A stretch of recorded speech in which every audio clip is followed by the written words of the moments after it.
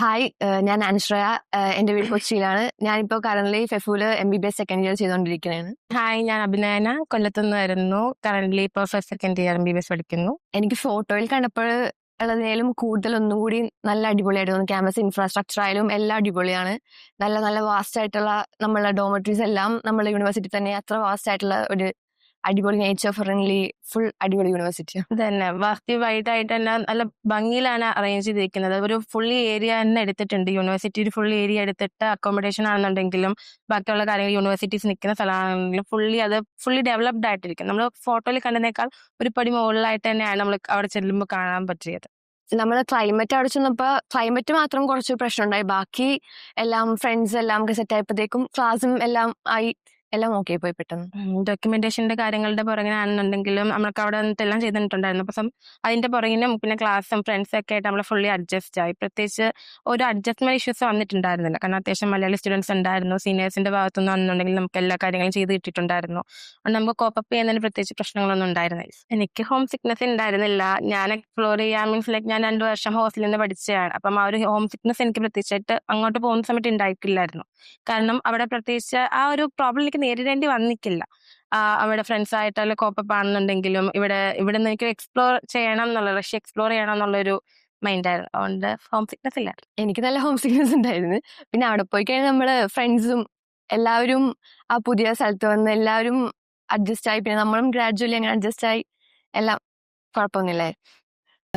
നമ്മള് ക്ലാസ് ഉണ്ടെങ്കിൽ രാവിലെ എഴുന്നേക്കും, അല്ലെങ്കിൽ പൊതുവെ നമ്മൾ രാവിലെ എഴുന്നേക്കൂല. എനിക്കില്ല. രാവിലെ എണ്ണിക്കുന്നത് ഇപ്പം ക്ലാസ് ഉണ്ടെങ്കിൽ അടുത്തിടയ്ക്കൊക്കെ ക്ലാസ് ഉണ്ടെന്നുണ്ടെങ്കിൽ നമ്മൾ ഏർലി മോർണിംഗ് എണ്ണിച്ചിട്ട് ക്ലാസ്സിന് പോകും. ഇല്ല പക്ഷെ നമ്മൾ കുറച്ച് ലേറ്റ് ആയിട്ടൊക്കെ ഒരു 10 o'clock ഒക്കെ ആകുമ്പോഴത്തേക്ക് എണ്ണിച്ച് ബ്രേക്ക്ഫാസ്റ്റ് എന്തെങ്കിലും ലൈറ്റ് ആയിട്ട് സ്മൂത്തി എന്തെങ്കിലും അടിച്ചു കുടിക്കും. പിന്നെ ക്ലാസ്സിന് പോകും. പിന്നെ ക്ലാസ്സിൽ നമ്മൾ തിരിച്ചു വരും. പിന്നെ നമുക്ക് ടൈം കുറെ ഉണ്ടാവും. ഫസ്റ്റ് ഇയർ ആയതുകൊണ്ട് അത്രക്ക് ഹെക്റ്റിക് ആയിട്ടൊന്നും ഇല്ലായിരുന്നു. അതുകൊണ്ട് കുറെ ടൈം ഉണ്ടായിരുന്നു. അതുകൊണ്ട് നമുക്ക് നമ്മളെ കാര്യങ്ങൾ ചെയ്യാനും കുക്ക് ചെയ്യാനും എല്ലാത്തിനും കുറെ ടൈം ഉണ്ടായിരുന്നു. കുറെ ടൈം നമുക്ക് പഠിക്കുന്ന കാര്യത്തിനാണെന്നുണ്ടെങ്കിലും ഇപ്പൊ കുക്ക് ചെയ്യുന്ന കാര്യത്തിൽ നമുക്ക് ഇഷ്ടമുള്ള ടൈം ഉണ്ടായിരുന്നു. നമ്മൾ എപ്പോഴെങ്കിലും ഇടയ്ക്കൊക്കെ ബീച്ചിലൊക്കെ പോയി ഒന്ന് ജസ്റ്റ് അവിടെ എല്ലാം ഒന്ന് കറങ്ങി തിരിച്ചു വരും. എല്ലാ പക്ഷം കുറച്ചു നേരമൊക്കെ റെസ്റ്റ് ഒക്കെ എടുത്ത് പഠിക്കാൻ വേണ്ടിയിരിക്കും. അതാണ് നമ്മൾ സാധാരണ ചെയ്യുന്നത്. ഈവനിങ്സ് നമ്മള് പുറത്തൊക്കെ പോകും. ബീച്ച് ഫുൾ ടൈം നമ്മളെ ഫ്രണ്ടിൽ തന്നെ ബീച്ചാണ്. നമുക്ക് എപ്പോ വേണമെങ്കിലും പുറത്തു പോവാം. ലൈക്ക് ബോറിങ്ങേ ഇല്ല അവിടെ. ഫുള്ള് നമുക്ക് എന്തെങ്കിലും കാണാനും എക്സ്പ്ലോർ ചെയ്യാൻ യൂണിവേഴ്സിറ്റി തന്നെ കുറെ ഉണ്ട്. കുറെ എന്റർടൈൻമെന്റിനായിട്ടുള്ള കുറെ ഇപ്പം സ്പോർട്സ് ആണെന്നുണ്ടെങ്കിൽ നമുക്ക് ഈവനിങ് വേണമെന്നുണ്ടെങ്കിൽ അവിടെ പോയി ബാഡ്മിന്റൺ ഒക്കെ കളിക്കാൻ പറ്റും. ടേബിൾ ടെന്നീസ് ഒക്കെ ആണെന്നുണ്ടെങ്കിൽ നമുക്ക് പോയി പ്ലേ ചെയ്യാൻ പറ്റും. സോ എന്റർടൈൻമെന്റിനും കുറെ സെക്ഷൻസ് അവിടെ പ്രൊവൈഡ് ചെയ്യുന്നുണ്ട്. നമ്മൾ ബീച്ചിൽ പോവോ അല്ലെങ്കിൽ അവിടെ പോവോ ഒക്കെ ചെയ്യുന്നത് അത്. അല്ലെങ്കിൽ അവിടെ തന്നെ ഇരിക്കും, റൂമിൽ തന്നെ ഇരുന്ന് എന്തെങ്കിലുമൊക്കെ ചെയ്യും. നമ്മൾ ആദ്യമേ ഒരു സെറ്റ് പ്രിപ്പയർ വെച്ചിട്ടുണ്ടാവും. കാരണം ക്ലാസ്സിനോട് പഠിക്കുമ്പോൾ തന്നെ ഒരു സെറ്റ് ഓഫ് പ്രിപ്പറേഷൻ ടൈമിൽ തന്നെ നമുക്ക് വൈവ എല്ലാം ക്ലാസ് ടൈമിൽ എടുക്കും നമുക്ക് ഓൾറെഡി. അപ്പൊ നമ്മള് അതനുസരിച്ച് പഠിച്ച് ഓൾറെഡി പോവും. കാരണം ആ വൈവ നമുക്ക് മാർക്കുള്ളതാണ്. അവസാനം ഒരു എക്സാം ടൈം ഒക്കെ ആകുമ്പോഴത്തേക്ക് നമ്മൾ മോർണിംഗ് തൊട്ട് ഒരു എക്സാം അടുപ്പിച്ച് നമ്മൾ മോർണിംഗ് തൊട്ട് രാവിലെ നേരത്തെ എണ്ണിച്ചിട്ട് മോർണിംഗ് തൊട്ട് ഒരു ഈവനിങ് വരെ നല്ല ഒറ്റ സ്ട്രെച്ചിൽ ഇരുന്ന് പഠിക്കും. ആ സമയത്ത് നമ്മൾ കുക്കിംഗ് ഒക്കെ കുറച്ചിട്ട് നമ്മൾ ആ ഒരു പഠിത്തത്തിന് വേണ്ടി മാത്രമായിട്ടൊരു കോൺസെൻട്രേഷൻ കൊടുത്ത് നമ്മൾ ആ ഒരു ടൈമിൽ അങ്ങനെയാണ് പോകുന്നത്. സ്ട്രെസ്ഫുൾ അല്ല. നമുക്ക് പഠിച്ചിട്ടുണ്ടെന്നുണ്ടെങ്കിൽ നമുക്ക് റിവൈസ് ചെയ്താൽ മതിയാവും. അത്ര ഹെക്റ്റിക് അല്ല. നമ്മൾ പ്ലസ് 2 ലാസ്റ്റ് ടൈം എല്ലാം കൂടി പഠിക്കാതിരുന്നാൽ നമുക്ക് അത്ര ഹെക്റ്റിക് തോന്നാം. അല്ലെങ്കിൽ നമുക്ക് കുഴപ്പമില്ല, അങ്ങനെ ആ ഫ്ലോയില് അങ്ങനെ പഠിച്ചു പോവാം, കുഴപ്പമില്ല. ബൈ ഹാർട്ടിന്റെ ആവശ്യമില്ല. നമ്മൾ സ്വന്തമായിട്ട് കാര്യങ്ങൾ മനസ്സിലാക്കിയിട്ടുണ്ടെങ്കിൽ നമ്മുടെ വേ ഓഫ് രീതിയിൽ അങ്ങോട്ട് പറഞ്ഞു കൊടുത്താൽ മതി. അല്ലാതെ നമ്മൾ ബൈ ഹാർട്ട് ചെയ്താൽ കാണാപ്പഴം പഠിച്ചതുപോലെ തന്നെ കൊണ്ടു കൊടുക്കേണ്ട ആവശ്യം വരുന്നില്ല. നമുക്ക് നമ്മുടെ അറിവിൽ നിന്നും പറയാൻ പറ്റും. പിന്നെ അവിടെ ലൈബ്രറീസ് പ്രൊവൈഡ് ചെയ്യുന്നുണ്ട്. അവിടെ ചെന്ന് ബുക്കൊക്കെ റെഫർ ചെയ്യുക. നമ്മൾ ഈ വർഷം അങ്ങനെയൊക്കെ ചെയ്തിട്ടില്ല. എന്നാലും നമ്മുടെ തന്നെ നമ്മൾ കുറച്ച് ബുക്സ് കൊണ്ടുപോയിട്ടുണ്ടായിരുന്നു. പിന്നെ നമ്മൾ നോട്ട് പ്രിപ്പയർ ആക്കാറുണ്ട്. ക്ലാസ്സിൽ പഠിപ്പിക്കുമ്പോഴും നമ്മൾ നോട്ട് പ്രിപ്പയർ ആക്കാറുണ്ട്. അത് വെച്ച് നമുക്ക് അവിടുന്ന് ഓൾറെഡി നോട്ട്സ് തരും. പിന്നെ സാർമാരൊക്കെ നന്നായിട്ട് പഠിപ്പിക്കും. പിന്നെ നമുക്ക് വേണമെങ്കിൽ മോഡൽസ് ഒക്കെ വെച്ച് നമുക്ക് തന്നെ യൂണിവേഴ്സിറ്റിയിൽ ഇരുന്ന് പഠിക്കാം. നമുക്ക് വൈവ കൊടുക്കാൻ നേരത്ത് മോഡൽസ് എന്നാണ് ചോദിക്കുന്നത്. അപ്പൊ നമുക്ക് ഓൾറെഡി അവിടെ ഇരുന്ന് മോഡൽസ് ഒക്കെ വെച്ച് പഠിക്കാൻ പറ്റും. ഇടയ്ക്കിടയ്ക്ക് നമുക്ക് എക്സാം ഉണ്ടാവും. ലൈക്ക് വൈവാസ് ഒക്കെ പോലെ എക്സാം ഉണ്ടാവും. മെയിൻ ആയിട്ട് 2 എക്സാം ആണ് ഓരോ സെമസ്റ്ററിന്റെ എൻഡിങ്ങിൽ വരിക. അപ്പം മെയിൻ സബ്ജക്ട്സിനൊക്കെ കൂടുതലും വൈവാസ് ആണ് കണ്ടക്ട് ചെയ്യുന്നത്. നമുക്കൊരു 3 ക്വസ്റ്റ്യൻസ് തന്നിരിക്കും. അത് നമ്മൾ ജസ്റ്റ് ഒന്ന് പ്രിപ്പയർ ആക്കുക. അത് കഴിഞ്ഞിട്ട് ടീച്ചറിന്റെ അടുത്ത് ചെല്ലുക. നമ്മൾ അങ്ങോട്ട് കൺവേ ചെയ്ത് കൊടുക്കുക നമുക്ക് എന്താണ് അറിയാവുന്നത്. പിന്നെ അവർ ഇങ്ങോട്ടും ക്വസ്റ്റ്യൻസ് ചോദിക്കും. അത് വെച്ച് നമ്മൾ ഉത്തരം ചെയ്യുക. അങ്ങനെയാണ്. ഒരു മോഡൽ കാണിക്കും. ആ മോഡൽ നമ്മൾ പറഞ്ഞു കൊടുക്കുക. എന്താണ് ആ മോഡൽ പറയുന്നത്, ആ മോഡലിന്റെ പാർട്സ് എല്ലാം പറയുക. അങ്ങനെയാണ് അവിടെ കൂടുതൽ നടക്കുന്നത്. റിട്ടൺ എക്സാംസും ഉണ്ട്, വൈവാസും ഉണ്ട്. മെയിൻ സബ്ജക്ട്സിന് കൂടുതലും വൈവാസ് നടക്കുന്നുണ്ട്. റഷ്യൻ ലാംഗ്വേജ്, ലാറ്റിൻ ലാംഗ്വേജ് ഒക്കെ പോലെ തന്നെ വരുന്നത് റിട്ടൺ എക്സാംസ് ആണ്.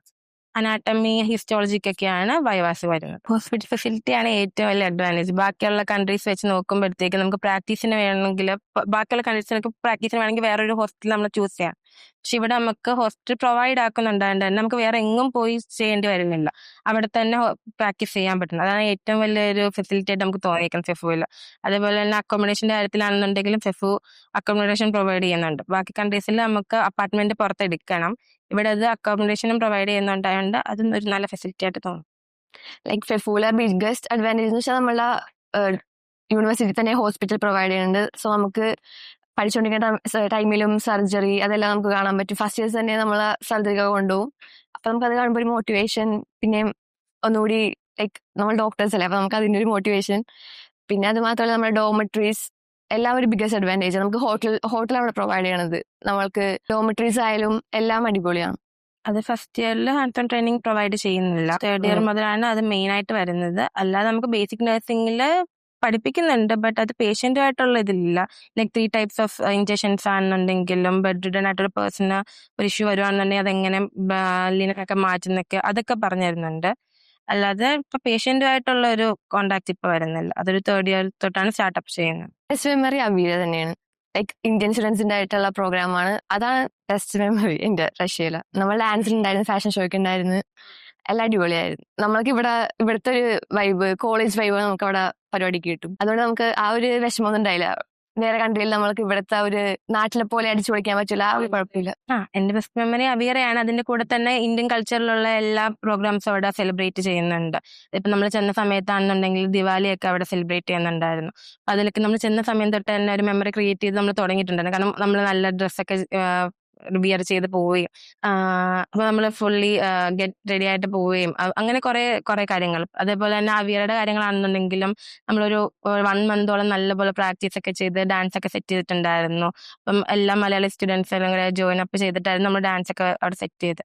അതൊക്കെയാണ് നമ്മുടെ ഏറ്റവും വലിയ മെമ്മറി അവീറ തന്നെയായിരുന്നു. പിന്നെ ന്യൂ ഇയറും ഒരു നല്ല മെമ്മറി ആയിരുന്നു. നമ്മൾ സിറ്റിയിൽ പോയിട്ടുണ്ടായിരുന്നു, ലാഡിയോസ്റ്റേക്കിൽ. സിറ്റിയിൽ അവിടെ ന്യൂ ഇയർ സെലിബ്രേഷൻ ഒക്കെ ഉണ്ടായിരുന്നു. ലൈക്ക് കൗണ്ട് ഡൗൺസ് ഒക്കെ വെച്ചിട്ട് ന്യൂ ഇയർ ടൈം ആ ഒരു 12 ആകുമ്പോഴത്തേക്കും ആ ഒരു കൗണ്ട് ഡൗൺ ഒക്കെ വെച്ചിട്ട് അവർ സെറ്റ് ചെയ്തിട്ടുണ്ടായിരുന്നു. അതൊക്കെ നല്ല മെമ്മറിയാണ്. നമ്മൾ ഫസ്റ്റ് ടൈം എക്സ്പീരിയൻസ് ചെയ്യുന്ന കുറച്ച് കാര്യങ്ങളായിരുന്നു. എനിക്ക് ഹോംലി ഫുഡ് തന്നെയാണ് മിസ് ചെയ്യുന്നത്. ഹോംലി ഫുഡായിരിക്കും ഏറ്റവും കൂടുതൽ മിസ് ചെയ്യുന്നത്. കാരണം നമ്മൾ വീട്ടിലുണ്ടാക്കുന്ന പോലെ എന്തായാലും നമ്മൾ ഉണ്ടാക്കുമ്പോൾ വരത്തില്ലല്ലോ. അപ്പം ഏറ്റവും കൂടുതൽ മിസ്സാക്കുന്നത് വീട്ടിലെ അമ്മമാരൊക്കെ ഉണ്ടാക്കി തരുന്ന ഫുഡായിരിക്കും ആദ്യം മിസ്സാക്കുക. നമ്മൾ ഉണ്ടാക്കുമെങ്കിലും നമ്മൾ അത്രയും വരത്തില്ലല്ലോ. അതായിരിക്കും നമ്മൾ ഏറ്റവും മിസ്സാക്കുക.